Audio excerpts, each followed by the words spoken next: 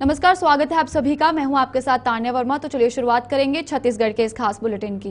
National Herald case में अपने शीर्ष नेताओं सोनिया और राहुल गांधी पर चार्जशीट पेश होने के खिलाफ कांग्रेस पार्टी आज देश भर के कई बड़े शहरों में प्रेस कॉन्फ्रेंस कर रही है। इसी कड़ी में कांग्रेस की राष्ट्रीय प्रवक्ता और सोशल मीडिया विभाग की चेयरमैन सुप्रिया श्रीनेत रायपुर पहुंची है। सुप्रिया ने रायपुर स्थित राजीव भवन में मीडिया से चर्चा की। नेशनल हेराल्ड के मुद्दे पर उन्होंने भाजपा को आड़े हाथों लिया, साथ ही भाजपा के खिलाफ लड़ने वालों पर केस करने का भी आरोप लगाया है। सुप्रिया श्रीनेत ने कहा है कि भाजपा पूरे देश में झूठ बोल रही है, हमें सच कहना होगा। नेशनल हेराल्ड के मुद्दे पर फर्जी चार्जशीट दायर की गई। ईडी को बच्चा इलेक्शन डिपार्टमेंट बता रहा है। 95% केस ईडी के कांग्रेस नेताओं के खिलाफ है। प्रेस कॉन्फ्रेंस में पूर्व मुख्यमंत्री भूपेश बघेल, नेता प्रतिपक्ष doctor Charandas Mahant, PCC chief Deepak Baij भी मौजूद रहे। चार्जशीट ईडी ने दायर करी है किसी विपक्ष की नेता के खिलाफ। 2014 के बाद से प्रत्यक्षम किम प्रमाणम, 2014 के बाद से लगातार झूठे मुकदमे विपक्षी नेताओं के खिलाफ चलाए जा रहे हैं। 95% केसेस विपक्षी नेताओं के खिलाफ चलते हैं। कमाल की बात यह है कि उनमें से अगर कोई भी एक विपक्षी नेता आपके वॉशिंग मशीन में नहाकर आपका गंगा जल और आपके सर से धुलकर निकल आता है, आपका पटका पहन ले, तो वो तो भाई उससे अच्छा कोई है ही नहीं, उसको आप गले लगा लेते हैं। चाहे वो हेमंत बिस्व शर्मा हो, चाहे वो नारायण राणे हो, चाहे वो मुकुल रॉय हो, चाहे वो शुभेंदु अधिकारी हो, चाहे वो येदियुरप्पा, कोई भी हो, आपसे जिसने गले मिल लिया उसके खिलाफ ईडी अपना केस बंद कर देती है और बाकियों के खिलाफ ईडी जाती है। क्या ये अचंभे की बात नहीं है कि जहां चुनाव अनाउंस हुआ विपक्ष के घर ईडी, जहां बड़ी जिम्मेदारी मिली ईडी के छापे। आपको ये कोइंसिडेंस लग रहा है? मोदी जी की किरकिरी सबसे ज्यादा कांग्रेस पार्टी से है और मोदी जी वस्तुतः राहुल गांधी से परेशान रहते हैं, क्योंकि राहुल गांधी बाकी लोगों की तरह लेश मात्र भी आपके साथ समझौता करने को किसी मुद्दे पर तैयार नहीं है। वो इस देश के युवाओं के लिए, इस देश के भविष्य के लिए, इस देश के पिछड़े दलित आदिवासियों के लिए उसी बीजापुर में कल सुरक्षा बलों और नक्सलियों के बीच मुठभेड़ में 3 लाख का इनामी गुंडीपुरी आरपीसी का मिलिशिया प्लाटून कमांडर वेला वॉचम ढेर हुआ था। मारा गया माओवादी अम्बेली ब्लास्ट की घटना में शामिल था। बेदरे थाना क्षेत्रांतर्गत केरपे तोड़समपारा के जंगल में माओवादियों की उपस्थिति की सूचना पर थाना वेदरे एवं सीएफए 7वीं वाहिनी कंपनी कैंप नुगुर की संयुक्त बल ऑपरेशन पर निकली थी। शाम 5:30 बजे के आसपास पूर्व से घात लगाए बैठे माओवादियों के द्वारा पुलिस पार्टी पर अंधाधुंध फायरिंग की गई। सुरक्षा बलों की जवाबी कार्रवाई में एक माओवादी घायल हुआ, यानी कि मारा गया था। बता दें कि और मुठभेड़ स्थल से 1 नग 315 बोर राइफल, पोच, विस्फोटक एवं अन्य माओवादी सामग्री बरामद हुआ।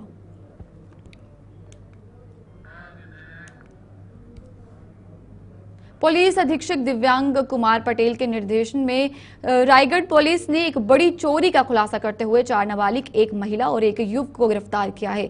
कोतवाली थाना क्षेत्र के गंजानपुर कॉलोनी में 18 अप्रैल को चोरी हुई थी और दिन दहाड़े बीच शहर में हुई इस चोरी की घटना को लेकर शहर के आम नागरिकों में काफी चर्चा थी। घटना के दिन सूचना मिलते ही नगर पुलिस अधीक्षक Akash Shukla, cyber cell, dog squad, कोतवाली थाना स्टाफ और साइबर सेल की टीम मौके पर पहुंचे और शुरू कर दी गई। घटनास्थल की बारीकी से जांच करने के साथ ही साथ सीसीटीवी फुटेज खंगाले गए और संदिग्धों पर निगरानी रखी गई। जांच के दौरान पुलिस को मुखबिर से सूचना मिली कि क्षेत्र के 4 नाबालिग चोरी की इस घटना में सम्मिलित हैं और सूचना के आधार पर 4 किशोर बालकों को तलब किया गया, जिन्होंने पूछताछ में चोरी की वारदात को अंजाम देना स्वीकार किया। कोतवाली क्षेत्रांतर्गत गजानपुरम कॉलोनी में 18 अप्रैल को एक बड़ी चोरी की घटना घटित हुई थी, जिसे सीएसपी आकाश शुक्ला के नेतृत्व में युवती को सुलझा लिया गया, जिसमें 4 विधि से संगत बालक और 1 महिला और पुरुष की गिरफ्तारी की गई है और इनसे करीब 87,000 रुपये नगद की बरामदगी की गई है और जो शेष राशि थी और शेष राशि को उनके द्वारा खर्च कर दिया गया। पूर्व विधानसभा अध्यक्ष राजेंद्र प्रसाद शुक्ला के पुत्र डॉक्टर प्रदीप शुक्ला ने अपोलो हॉस्पिटल और फर्जी डॉक्टर नरेंद्र विक्रम आदित्य यादव के खिलाफ सरगढ़ा पुलिस थाने में राजेंद्र प्रसाद शुक्ला की इलाज फर्जी डॉक्टर के द्वारा 2006 में किया गया था और राजेंद्र प्रसाद शुक्ला की मौत हो गई थी। उसको लेकर शिकायत के आधार पर पुलिस ने एफआईआर दर्ज की है, क्योंकि मध्य प्रदेश के दमोह में फर्जी डॉक्टर नाम बदलकर मिशन हॉस्पिटल में प्रैक्टिस कर रहे थे और इनके इलाज के दौरान 6 से 7 लोगों की मौत होने के बाद मध्य प्रदेश शासन ने उनके ऊपर कार्रवाई करते हुए उनके डिग्रियों की जांच करने में ये पता चला कि सभी डिग्री फर्जी हैं और उनको मध्य प्रदेश शासन ने फर्जी डिग्री को लेकर रिपोर्ट दर्ज करने की कार्रवाई की है और अभी वे जेल में हैं। जबकि डॉक्टर एसोसिएशन का कहना है कि डिग्री की जांच जिला स्वास्थ्य अधिकारी के द्वारा की जाती है और जिन डॉक्टर्स को प्रैक्टिस करना है उनको पहले जिला स्वास्थ्य अधिकारी के पास डिग्री जमा करनी पड़ती है और यही प्रक्रिया है। थाना सरकंडा अंतर्गत अपोलो हॉस्पिटल के विरुद्ध डॉक्टर प्रदीप शुक्ला जो प्रार्थी हैं, उन्होंने शिकायत की थी कि उनके पिता राजेंद्र प्रसाद शुक्ल जी जो पूर्व में विधानसभा छत्तीसगढ़ के अध्यक्ष थे और विधायक भी थे, उनका उपचार कराया गया था वर्ष 2006 में और 18 दिन उनका जो हार्ट सर्जरी की गई थी डॉक्टर नरेंद्र विक्रमादित्य यादव के द्वारा अपोलो अस्पताल में, 18 दिन उसके बाद उनको आईसीयू में रखा गया और उसके 18 दिन पश्चात उनकी मृत्यु हो गई।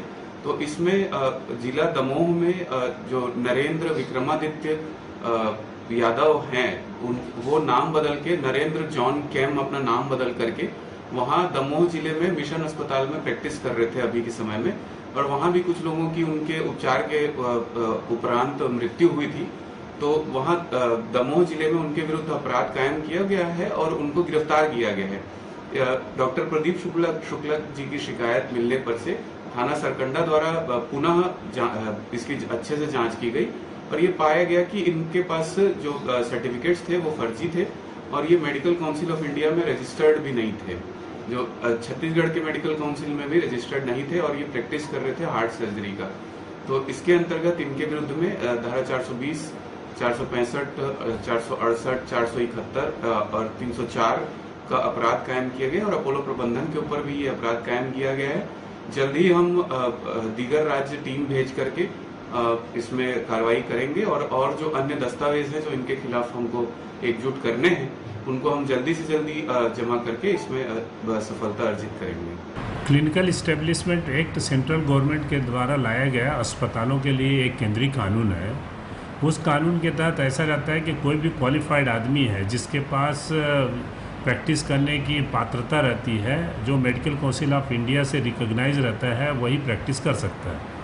अगर मेडिकल काउंसिल ऑफ इंडिया के रजिस्टर में उसका नाम एंट्री नहीं है तो वो प्रैक्टिस के पात्रता नहीं रहता। उसी तरह से हमारे स्थानीय लेवल पे CMHO साहब हैं, वो इसके इंचार्ज रहते हैं। तो जैसे बिलासपुर के CMHO साहब हैं, उनके ऑफिस में जा कर के वो सर्टिफिकेट देना पड़ता है, जब उसकी अनुमति मिलती है तभी ऐसा किया जाता है। पहले जिस समय ये घटना हुई अपोलो का, उस समय शायद ये जो क्लिनिकल इस्टेब्लिशमेंट एक्ट उस समय नहीं था। उस समय वो है कि नर्सिंग होम एक्ट चलता था। वो एक्ट के प्रावधान भी लगभग वैसे ही थे। अगर किसी के पास कोई डिग्री नहीं है और वो अपने को विशेषज्ञ बताता है और विशेषज्ञतापूर्ण काम करता है तो ये गैरकानूनी है और कानून के हिसाब से वो सज़ा का पात्र है। सर, इसके लेकर आप क्या संदेश देना चाहते हैं? मैं यही संदेश देना चाहता हूँ कि कोई भी मेडिकल ग्रेजुएट्स है पहले अपना रजिस्ट्रेशन कराए, स्थानीय जो चिकित्सा अधिकारी है उसके ऑफिस में जा कर के उसका रजिस्ट्रेशन कराए। उसके छत्तीसगढ़ के बालोद जिला में मां बहादुर क्लारीन महाविद्यालय गुरूर पर बच्चों के लिए गर्मियों की छुट्टियों के दौरान एक निःशुल्क समर कैंप का आयोजन किया गया। ये बच्चों को स्कूल से दूर एक सुरक्षित और मजेदार वातावरण में नए अनुभव प्राप्त करने और अपने सामाजिक कौशल विकसित करने का अवसर प्रदान करेगा।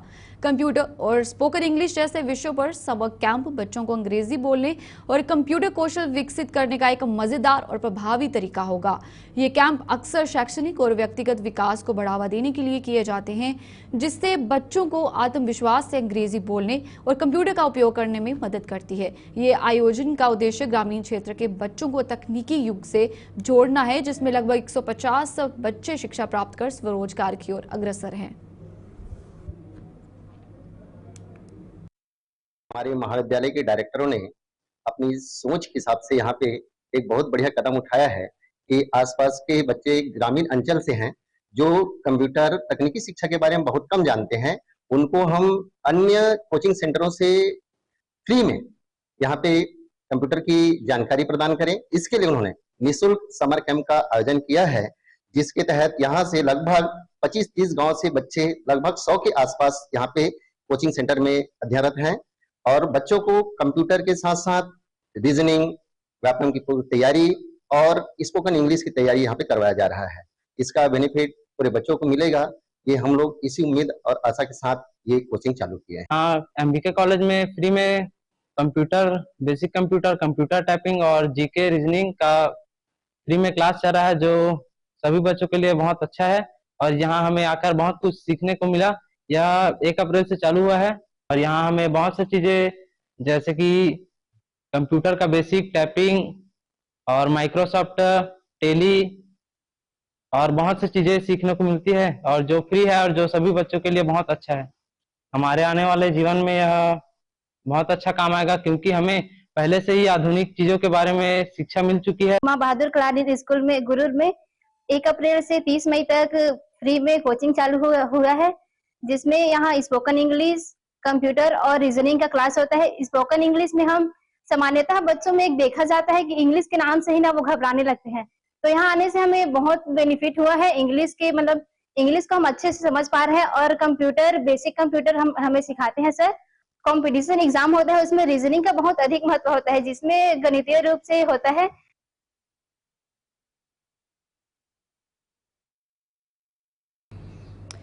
चलिए, छत्तीसगढ़ के इस खास बुलेटिन में फिलहाल इतना ही। मुझे दीजिए इजाजत। नमस्कार।